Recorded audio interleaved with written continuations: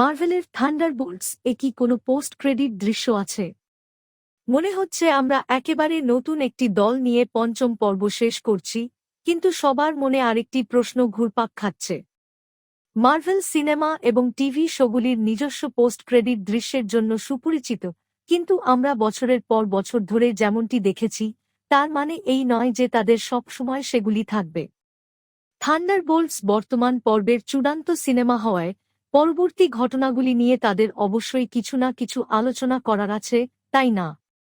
আচ্ছা, আমরা এখানে আপনার জন্য সমস্ত উত্তর পেয়েছি।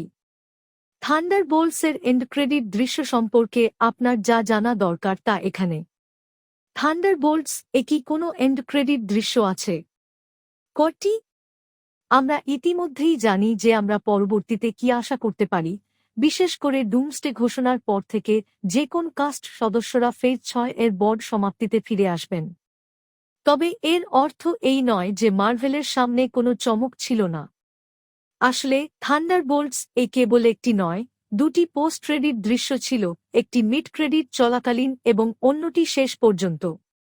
উফ, আমি একেবারেই মিস করেছি। থান্ডারবোল্টস এর পোস্ট ক্রেডিট দৃশ্যে কি ঘটে? প্রথম দৃশ্যে রেড গার্ডিয়ানকে একটি সুপারমার্কেটে কেনাকাটা করতে দেখা যায়।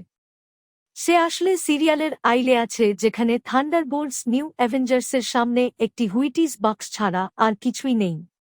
সে একজন মহিলাকে বলে যে সে সিরিয়াল বাছাই করার চেষ্টা করছে, যে তাকে হুইটিস নিতে হবে, এবং তাকে নির্দেশ করে যে সে এতে আছে। সে তার কাছ থেকে এটি নেয়, কিন্তু আইলের শেষে রেখে যাওয়ার আগে বাঁক ঘুরিয়ে চলে যায়, তাকে বিব্রতকরভাবে একা ফেলে। দ্বিতীয় দৃশ্যটি ঘটে সমস্ত ক্রেডিট শেষ হওয়ার পর। আমরা ওয়াচ টাওয়ারে নিউ অ্যাভেঞ্জার্স দেখতে পাই, অথবা হয়তো এটি আবার অ্যাভেঞ্জার্স টাওয়ারে ফিরে এসেছে।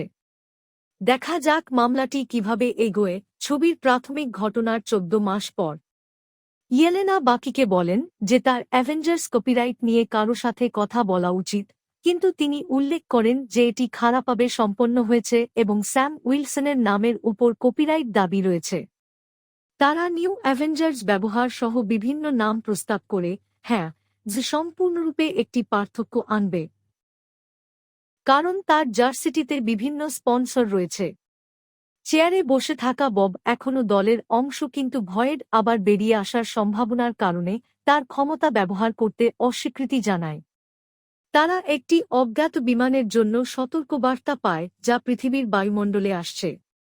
তারা জাহাজের ফুটেজ তুলে ধরে, যেখানে আমরা এর পাশে একটি বিশাল চার দেখতে পাই, মুহূর্তে পরবর্তী cinema the fantastic four first স্টেপসের দিকে ইঙ্গিত। এটি কালো হয়ে যায় যতক্ষণ না অবশেষে বলা হয় the new Avengers and Bob will return.